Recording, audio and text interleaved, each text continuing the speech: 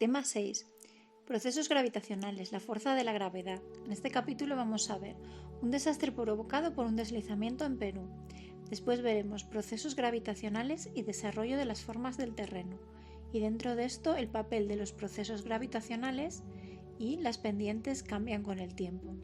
Después veremos controles y desencadenantes de los procesos gravitacionales, que incluyen el papel del agua, pendientes sobreempinadas, eliminación de la vegetación, terremotos como desencadenantes y deslizamientos aparentemente sin desencadenantes. Después veremos la clasificación de los procesos gravitacionales según tipo de material, tipo de movimiento y velocidad de movimiento.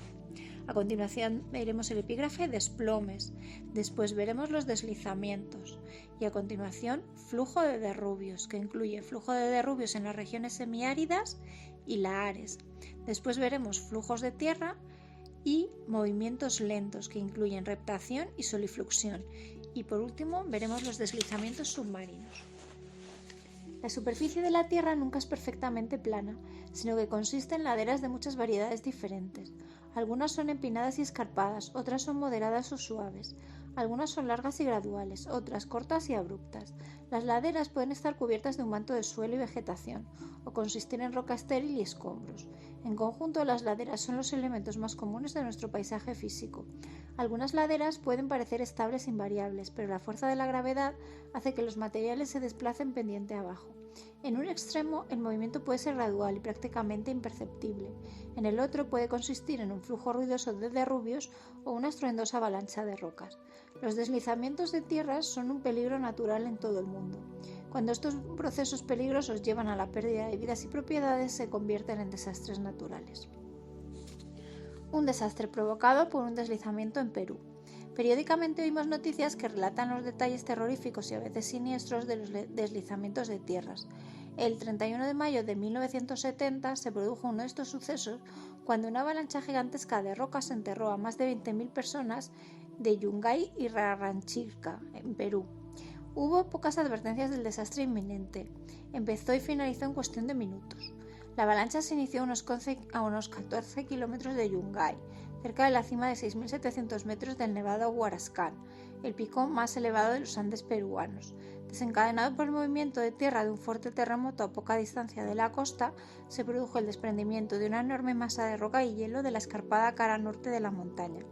Después de precipitarse casi 1 kilómetro, el material quedó pulverizado tras el impacto. Inmediatamente empezó a descender impetuosamente por la ladera de la montaña, convertido en un fluido debido al aire atrapado y el hielo fundido. Los derrubios que caían arrancaron desatados millones de toneladas de derrubios, adicionales conforme se descendían ladera abajo con estruendo.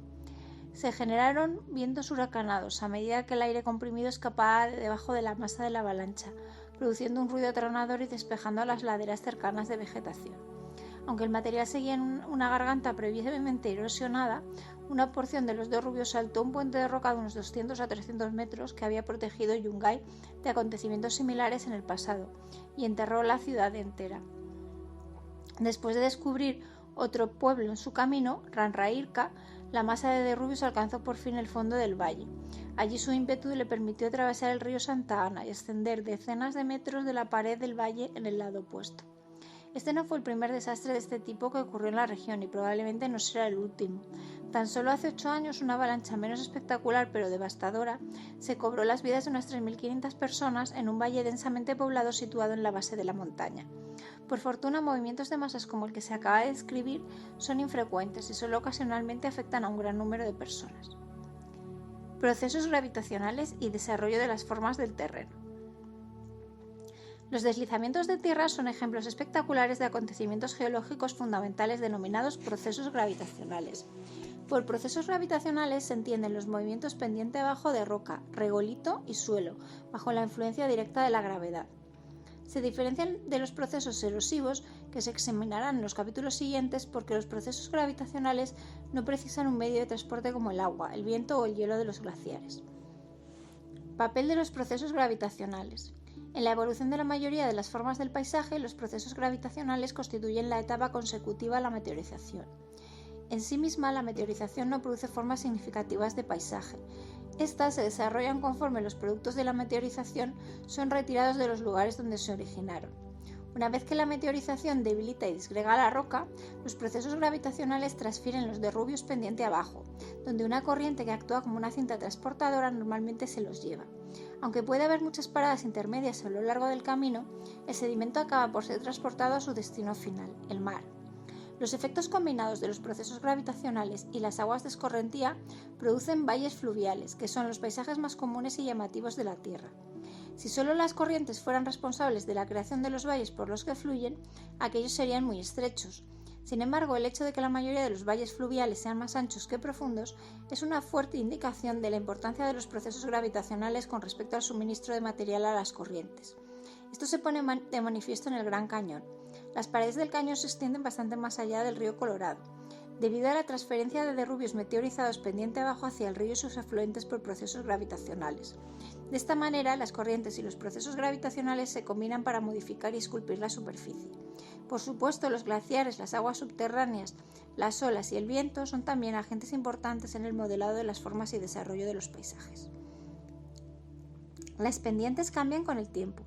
Está claro que si tienen que producirse procesos gravitacionales, debe haber pendientes por las que las rocas, el suelo y el regolito puedan descender.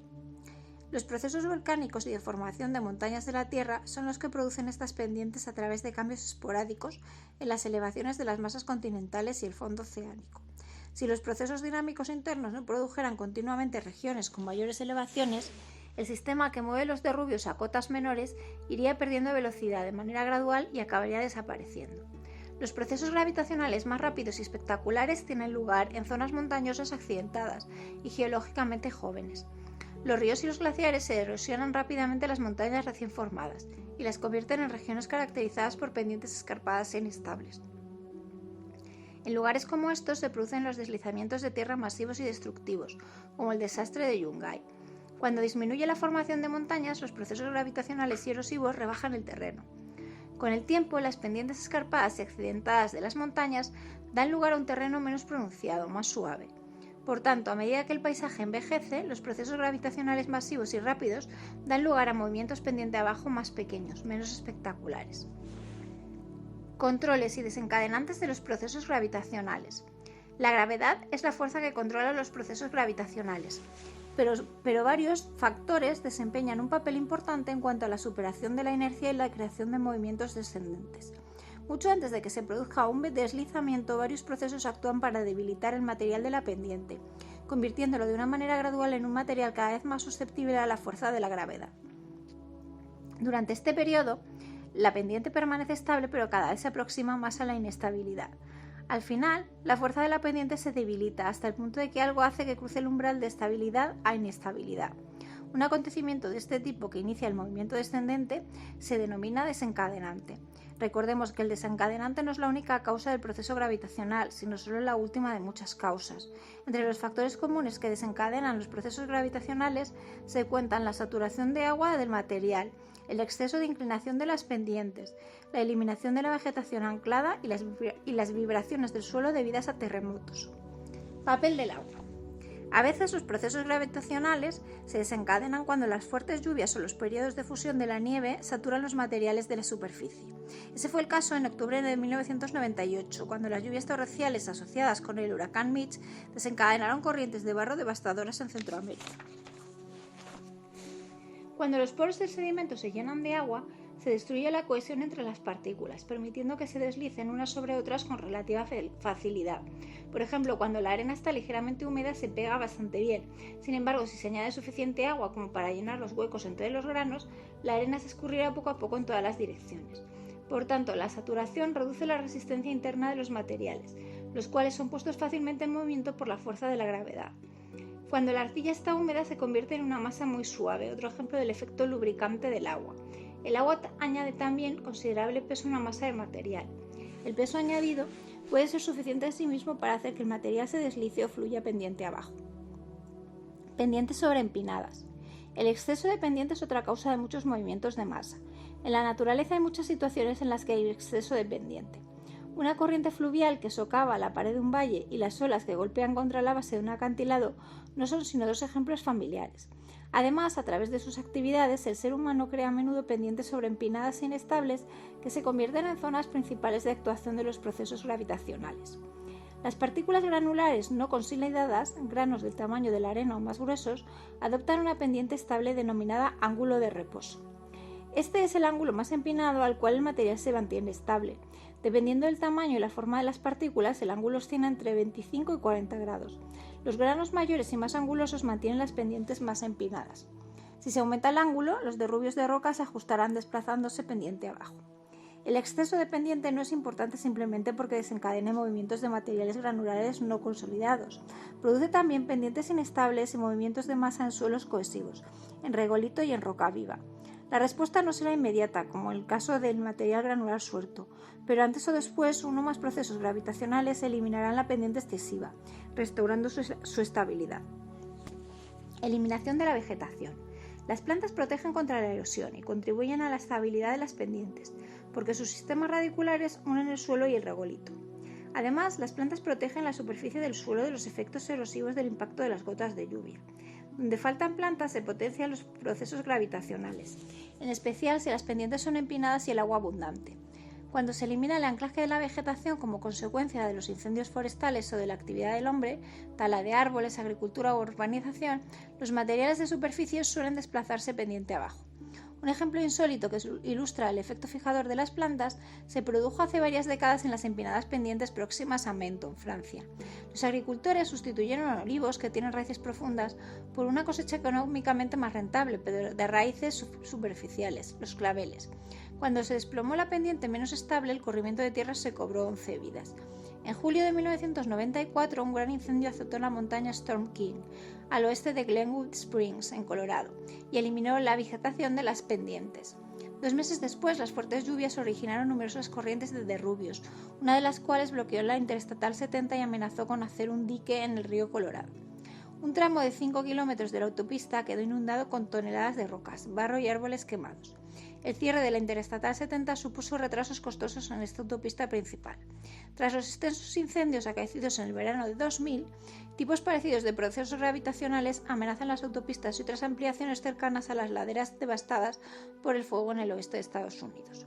Además de eliminar las plantas que fijan el suelo, el fuego puede fomentar los procesos gravitacionales de otras maneras.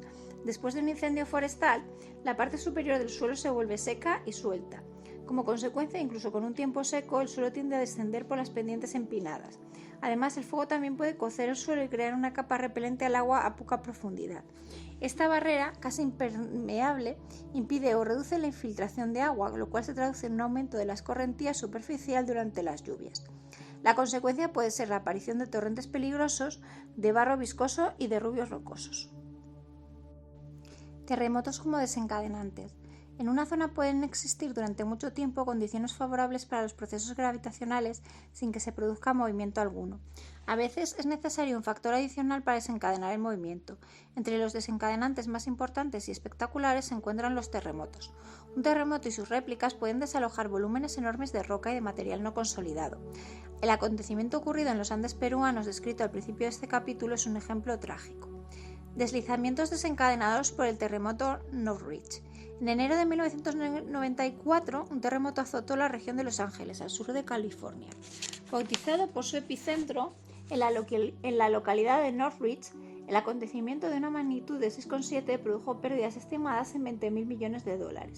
Algunas de estas pérdidas fueron el resultado de miles de deslizamientos en una zona de 10.000 metros cuadrados que se pusieron en movimiento a causa del sismo. En la mayoría de casos se trató de caídas y deslizamientos de rocas superficiales, pero algunos fueron mucho mayores y llenaron los fondos del cañón de un revoltijo de suelo, rocas y derrubios vegetales. Los derrubios de los fondos del cañón crearon una amenaza secundaria, porque podían movilizarse durante las tormentas y crear corrientes de derrubios. Las corrientes de este tipo son comunes y suelen resultar desastrosas al sur de California. Los procesos gravitacionales desencadenados por el terremoto Northridge destruyeron docenas de hogares y causaron grandes daños en carreteras, gasoductos y la maquinaria de los pozos en los campos de petróleo. En algunos lugares, más del 75% de las zonas con pendiente fue denudado por los deslizamientos y se hicieron vulnerables a los procesos gravitacionales posteriores desencadenados por las fuertes lluvias. Licuefacción. El intenso temblor de tierra durante los terremotos puede provocar que los materiales superficiales saturados en agua pierdan su resistencia y se conviertan en masas que fluyen parecidas a los fluidos. Este proceso, denominado licuefacción, fue una de las causas principales de los daños en la propiedad en Anchorage, Alaska, durante el impresionante terremoto de Viernes Santo en 1964. ¿Deslizamientos sin desencadenantes? ¿Los procesos gravitacionales rápidos requieren siempre algún tipo de desencadenante, como las fuertes lluvias o un terremoto? La respuesta es no. Esos acontecimientos a veces ocurren sin ningún desencadenante. Por ejemplo, en la tarde del 9 de mayo de 1999, un deslizamiento provocó la muerte de 10 excursionistas e hirió a otros muchos en el Parque Estatal Sacred Falls, cerca de Hauula, en la costa septentrional de Oahu, Hawái. El trágico acontecimiento tuvo lugar cuando una masa de roca de la pared de un cañón descendió 150 metros por una pendiente casi vertical al fondo del valle. Debido a cuestiones de seguridad, el parque se cerró para que los especialistas en deslizamientos del US Geological Survey pudieran investigar el lugar. En su estudio concluyeron que el deslizamiento se produjo sin un desencadenante procedente de ninguna condición externa apreciable. Muchos procesos gravitacionales rápidos ocurren sin un desencadenante apreciable. Los materiales de la pendiente se debilitan de manera gradual con el tiempo, bajo la influencia de la meteorización a largo plazo, la infiltración de agua y otros procesos físicos. Al final, si la resistencia cae por debajo del nivel necesario para mantener la estabilidad de la pendiente, se producirá un deslizamiento. El ritmo de los acontecimientos de este tipo es aleatorio y por tanto es imposible predecirlos con precisión.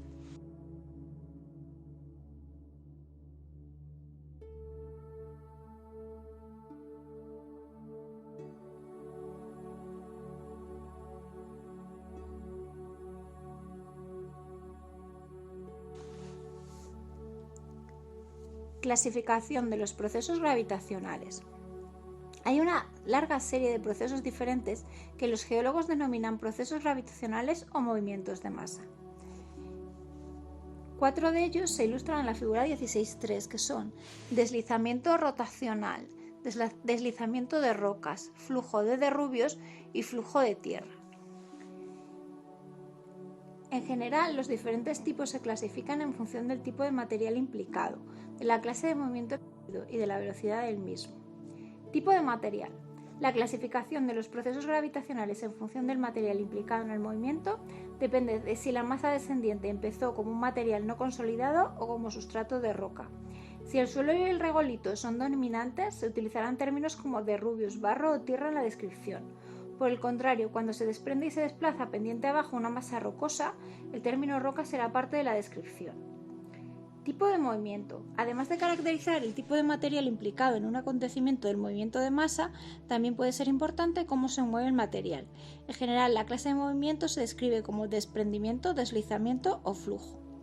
Desprendimiento. Cuando el movimiento implica la caída libre de fragmentos sueltos de cualquier tamaño, se denomina desprendimiento.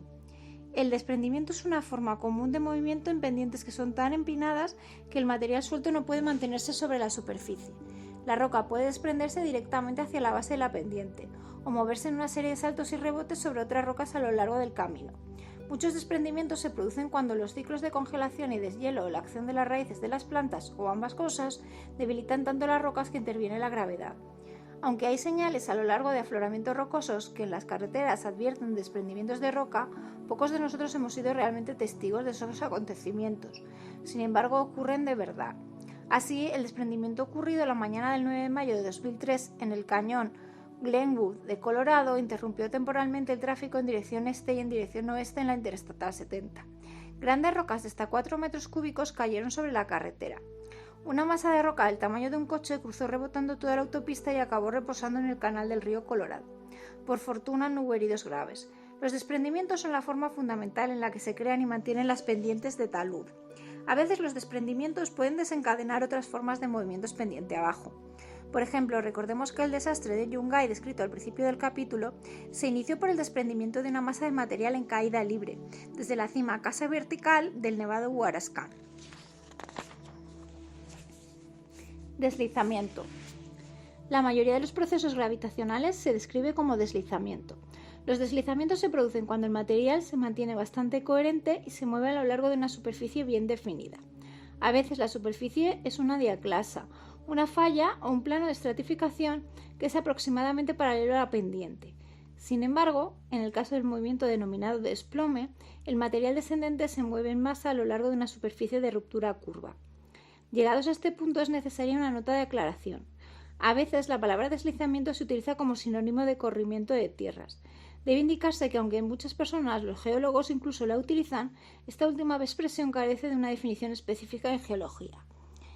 Más bien debe considerarse un término popular no técnico que describe todas las formas perceptibles de procesos gravitacionales, entre ellas las formas en las que no se producen deslizamientos. Flujo. El tercer tipo de movimiento común para los procesos gravitacionales se denomina flujo. El flujo se produce cuando el material se desplaza pendiente abajo en forma de un fluido viscoso. La mayor parte de los flujos están saturados de agua y se mueven normalmente siguiendo una forma de lengua o lóbulo. Velocidad del movimiento. El acontecimiento descrito al principio de este capítulo implicaba claramente un movimiento rápido. La roca y los derrubios se movían pendiente abajo a velocidades que superaban en mucho los 200 km por hora. Este tipo de movimiento de masas más rápido se denomina avalancha de rocas. Muchos investigadores creen que las avalanchas de rocas como la que se produjo en el paisaje de la figura 16.4 deben flotar literalmente en el aire conforme desciende pendiente abajo. Es decir, se producen velocidades elevadas cuando el aire queda atrapado y comprimido debajo de una masa de derrubios que se precipita, permitiendo que se mueva como una lámina flexible y elástica a través de la superficie. La mayoría de los movimientos de masa, sin embargo, no se desplaza con la velocidad de una avalancha de rocas.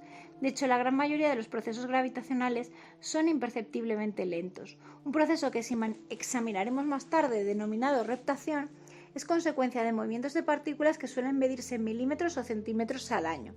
Por tanto, como puede verse, las velocidades del movimiento pueden ser espectacularmente súbitas o excepcionalmente graduales. Aunque los diversos tipos de procesos gravitacionales suelen clasificarse en rápidos o lentos, esta distinción es muy subjetiva, ya que existe un amplio intervalo de velocidades entre los dos extremos. Incluso la velocidad de un proceso individual en un lugar concreto puede variar considerablemente.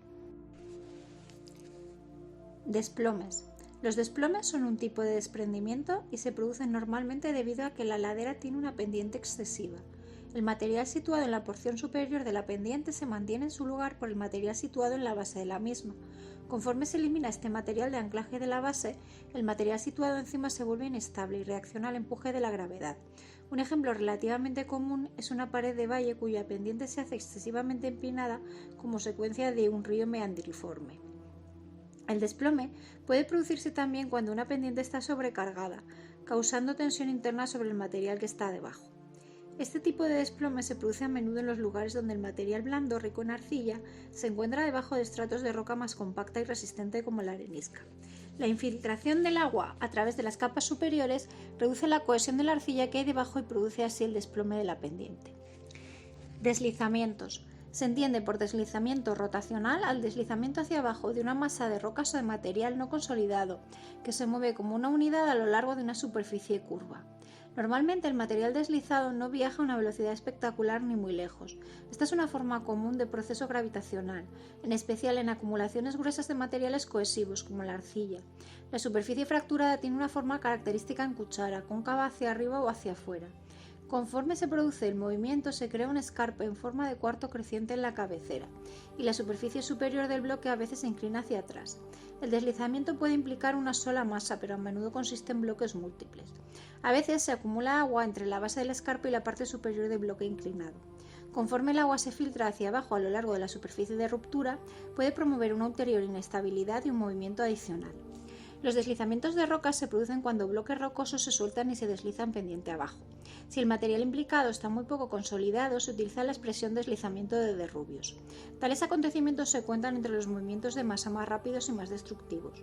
Normalmente los deslizamientos de roca tienen lugar en un ambiente geológico donde los estratos rocosos están inclinados o donde hay clasas y fracturas paralelas a la pendiente. Cuando dicha unidad de roca se ve socavada en la base de la pendiente, pierde apoyo y la roca acaba por desprenderse. A veces los deslizamientos de roca se desencadenan cuando la lluvia o el agua de fusión de la nieve lubrican la superficie subyacente en el lugar en el cual la fricción ya no basta para mantener la unidad rocosa en su lugar. Como consecuencia, los deslizamientos de roca tienden a ser más comunes durante la primavera, cuando son más frecuentes las lluvias abundantes y la fusión de la nieve. Los terremotos pueden desencadenar deslizamientos rocosos y otros movimientos de masa. El terremoto ocurrido en 1811 en Nuevo Madrid, Missouri, por ejemplo, produjo deslizamientos en un área de más de 13.000 kilómetros cuadrados a lo largo del valle del río Mississippi. Un ejemplo más reciente se produjo el 17 de agosto de 1959, cuando un intenso terremoto iniciado en el este del Parque Nacional Yellowstone desencadenó un deslizamiento masivo en el cañón del río Madison, en el suroeste de Montana. En cuestión de momentos se deslizó en el cañón una cantidad calculada en 27 millones de metros cúbicos de roca, suelo y árboles.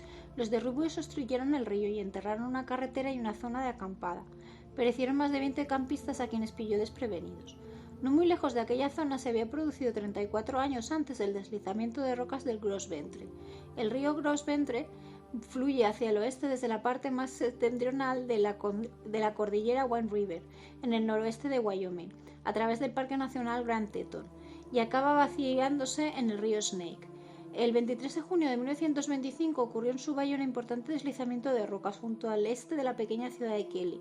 En el lapso de tan solo unos minutos, una gran masa de arenisca, lutita y suelo chocó contra el lado sur del valle, llevándose con él un denso pinar. El volumen de derrubios, que se calculó en 38 millones de metros cúbicos, creó un dique de 70 metros de alto en el río Gros Ventre. Debido a que este río se bloqueó por completo, se formó un lago. Este se llenó tan deprisa que una casa que había estado 18 metros por encima del río flotaba fuera de sus cimientos 18 horas después del deslizamiento. En 1927 el lago desbordó el dique, drenando en parte el lago y produciendo una devastadora inundación corriente abajo. ¿Por qué ocurrió el deslizamiento de rocas de Gros Ventre? Durante la primavera de 1925, el agua procedente de las intensas lluvias y de la fusión de las nieves se precipitó a través de la arenisca, saturando la arcilla de debajo. Dado que gran parte de la capa de arenisca había sido atravesada por el río Gros Ventre, la capa carecía prácticamente de apoyo en el fondo de la pendiente. Por fin la arenisca ya no pudo mantener su posición sobre la arcilla humedecida y la gravedad empujó la masa hacia abajo por la ladera del valle. Las circunstancias en esta localización fueron tales que el acontecimiento fue inevitable.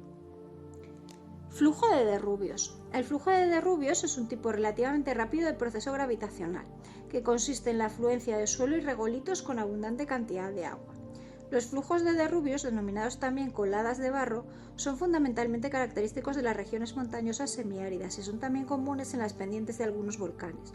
Debido a sus propiedades fluidas, los flujos de derrubios suelen seguir los cañones y los cauces fluviales. En las áreas pobladas, los flujos de derrubios pueden plantear un riesgo significativo para la vida y las propiedades. Flujos de derrubios en las regiones semiáridas. Cuando un aguacero o la fusión rápida de nieve de una montaña crean una inundación súbita en una región semiárida, grandes cantidades de suelo y de regolito inundan los cauces de escorrentía próximos debido a que normalmente hay poca vegetación que fije el material de superficie. El producto final es una lengua de lodo, suelo, roca y agua bien mezclados en movimiento. Su consistencia puede oscilar entre la del cemento húmedo y la de una mezcla no más espesa que el agua fangosa. La velocidad de flujo, por consiguiente, depende no solo de la pendiente, sino también del contenido en agua. Cuando son densos, los flujos de derrubios son capaces de transportar o empujar grandes cantos rodados, árboles e incluso casas con relativa facilidad. Los flujos de derrubios plantean un peligro serio al desarrollo en áreas de montaña relativamente secas como las del sur de California. La construcción de viviendas en las laderas de los cañones y la eliminación de la vegetación autóctona quemando los matorrales o de otras maneras han aumentado la frecuencia de estos acontecimientos destructivos. Además, cuando un flujo de derrubios alcanza al final de un cañón estrecho y empinado, se propaga hacia afuera, cubriendo el área que hay más allá de la boca del cañón con una mezcla de derrubios húmedos. Este material contribuye a la acumulación de depósitos en forma de abanico en las bocas de los cañones. Los abanicos se acumulan de una manera relativamente fácil. Tienen a menudo bellas vistas y están cerca de las montañas, convirtiéndose en zonas preferidas para el desarrollo urbanístico. Debido a que los flujos de derrubio se producen solo de manera esporádica, la gente no suele ser consciente del riesgo potencial de estas zonas. Lahares. Los flujos de derrubios compuestos principalmente de materiales volcánicos en los flancos de los volcanes se denominan lahares. La palabra se originó en Indonesia, una región volcánica que ha experimentado muchos de estos acontecimientos a menudo destructivos. Históricamente, los lahares han sido uno de los riesgos volcánicos más mortales. Pueden tener lugar tanto durante una erupción como durante el periodo de reposo del volcán.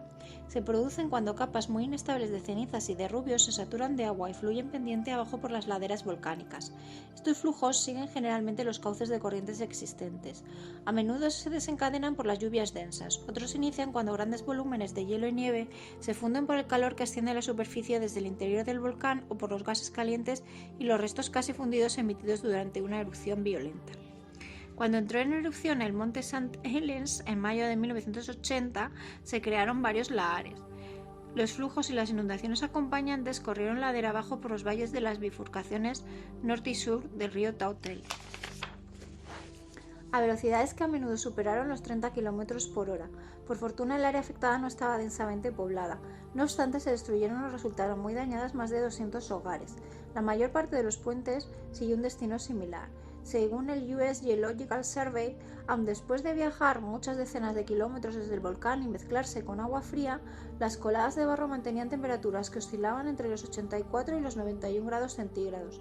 Indudablemente sus temperaturas eran más elevadas cuanto más cerca estaban del origen de la erupción.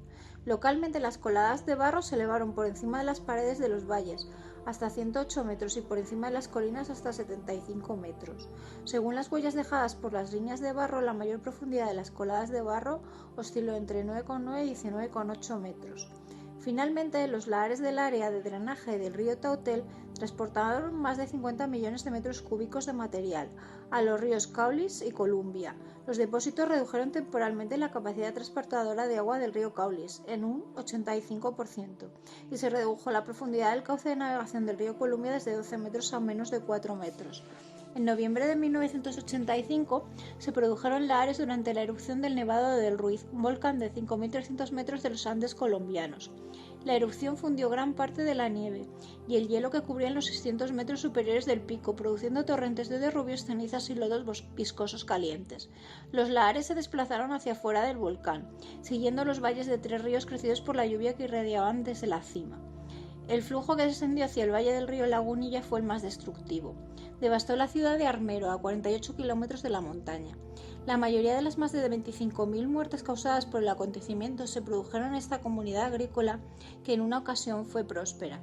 Esos lahares también produjeron muertes y destrucción de propiedades en otros 13 pueblos situados dentro de la zona catastrófica que abarcó 180 kilómetros cuadrados.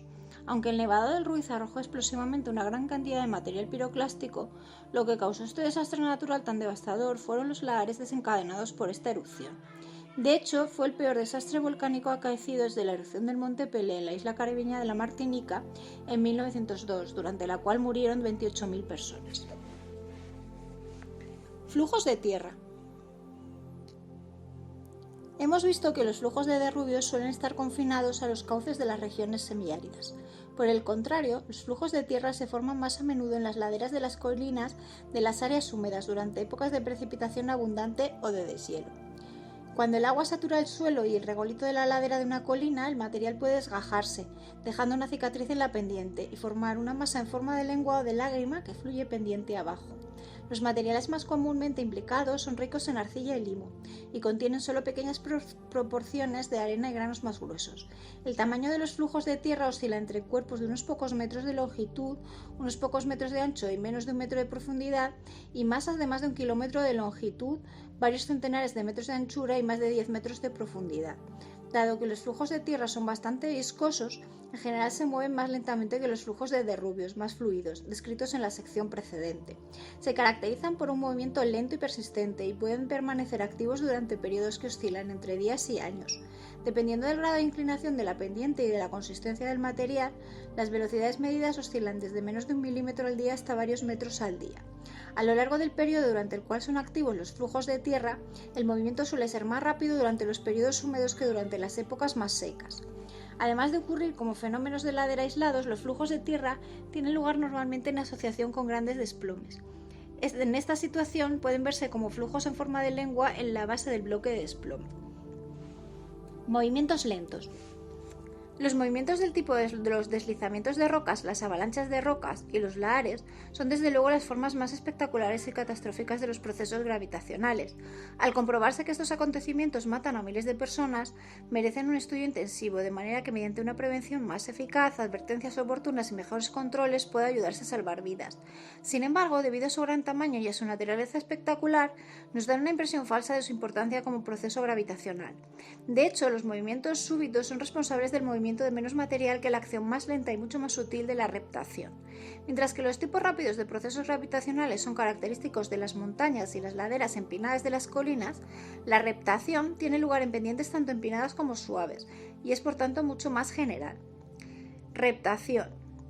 La reptación es un tipo de proceso gravitacional que implica el movimiento descendente gradual del suelo y el regolito. Un factor que contribuye a la reptación es la expansión y contracción alternantes del material de superficie, causadas por congelación y deshielo, o por humectación y sequedad.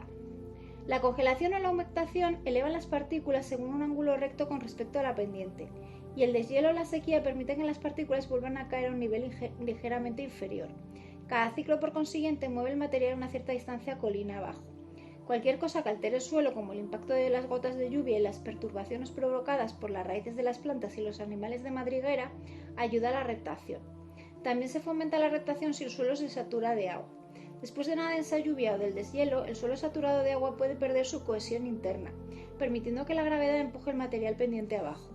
Dado que la reptación es imperceptiblemente lenta, el proceso no puede observarse en acción. Lo que puede observarse, sin embargo, son los efectos de la reptación: inclinación de los cercados y los tendidos eléctricos y desplazamiento de los muros de contención. Solifluxión. Cuando el suelo está saturado de agua, la masa empapada fluye pendiente abajo a una velocidad de unos pocos milímetros o unos pocos centímetros diarios anuales. Este proceso se denomina solifluxión, literalmente flujo del suelo. Es un tipo de proceso gravitacional común en los lugares en los que el agua no puede fugarse de la capa superficial saturada a través de la infiltración a niveles más profundos. Una capa dura de arcilla densa en el suelo o una capa de lecho de rocas impermeable pueden contribuir a la solifluxión. La solifluxión es también común en las regiones situadas por encima del permafrost. Se entiende por permafrost el suelo permanentemente helado que va asociado con los severos climas de la Tierra en los casquetes polares y la tundra. La solifluxión puede considerarse como una forma de reptación, en la cual el material no consolidado y saturado de agua se mueve lentamente pendiente abajo. Se produce en una zona situada por encima del permafrost, denominada capa activa, que se funde a una profundidad aproximada de 1 metro durante el breve verano de las latitudes altas y se vuelve a congelar en invierno. Durante el verano, el agua es incapaz de percolar en la capa de permafrost impermeable situada debajo. Como consecuencia, la capa activa se satura y fluye lentamente. El proceso puede ocurrir en pendientes de tan solo 2 a 3 grados. Donde hay un manto bien desarrollado de vegetación, la lámina de solifluxión puede moverse en una serie de lóbulos bien definidos o en una serie de pliegues que se solapan en parte. Deslizamientos submarinos. Como cabe imaginar, los procesos gravitacionales no están limitados al continente. El desarrollo de instrumentos de alta calidad que reproducen imágenes del fondo oceánico nos permite determinar que los procesos gravitacionales submarinos son un fenómeno común y extendido. Por ejemplo, en los estudios se revelan enormes deslizamientos submarinos en los flancos de la cadena hawaiana, así como a lo largo de la plataforma y el talud continentales de Estados Unidos. De hecho, muchos deslizamientos submarinos, principalmente en forma de desplomes y avalanchas de derrubios, parecen mucho mayores que cualquier proceso gravitacional similar que suceda en el continente. Entre los deslizamientos submarinos más espectaculares se cuentan los que tienen lugar en los flancos de los volcanes submarinos, denominados montes submarinos, y en las islas volcánicas como las Hawái. En los flancos sumergidos de las islas Hawái se han identificado docenas de grandes deslizamientos de más de 20 kilómetros de longitud. Algunos tienen dimensiones verdaderamente espectaculares. Uno de los más grandes que se han cartografiado, llamado la avalancha de derrubios de Nuanu, se encuentra en el lado nororiental de Oahu. Se extiende a lo largo de casi 25 kilómetros a través del fondo oceánico y su tramo final se eleva por una pendiente de 300 metros, lo cual indica que debió de ser muy potente y tener un gran ímpetu. Este enorme deslizamiento transportó bloques gigantescos a muchos kilómetros. Es probable que cuando ocurren acontecimientos tan grandes y rápidos, estos produzcan olas marinas gigantes denominadas tsunamis que recorren el Pacífico. Los impresionantes deslizamientos submarinos descubiertos en los flancos de las islas Hawái están relacionados con casi total seguridad con el movimiento del magma mientras un volcán está activo. A medida que se añaden grandes cantidades de lava al borde marino de un volcán, la acumulación de material acaba provocando un gran deslizamiento. En la cadena hawaiana parece que este proceso de crecimiento y hundimiento se repite a intervalos de 100.000 a 200.000 años, mientras el volcán es activo. A lo largo de los bordes continentales de Estados Unidos, grandes cicatrices de desplomes y flujo de derrubios marcan el talud continental. Estos procesos son consecuencia de la acumulación rápida de sedimentos inestables o de fuerzas como las olas de los temporales y los terremotos. Los procesos gravitacionales submarinos son especialmente activos cerca de los deltas, que son depósitos masivos de sedimentos en las desembocaduras de los ríos. Aquí, a medida que se acumulan grandes cantidades de arcilla saturada de agua y sedimentos ricos en material orgánico, se vuelven inestables y fluyen con facilidad incluso por las pendientes suaves. Algunos de estos movimientos han sido suficientemente enérgicos para dañar grandes plataformas de perforación submarinas. Los procesos gravitacionales parecen constituir una parte integral del crecimiento de los bordes continentales pasivos. Los sedimentos suministrados a la plataforma continental por los ríos se mueven a través de la plataforma hacia la parte superior del talud continental. Desde este punto, los desplomes, los deslizamientos y los flujos de derrubios hacen descender los sedimentos hacia el pie del talud o algunas veces más allá de este.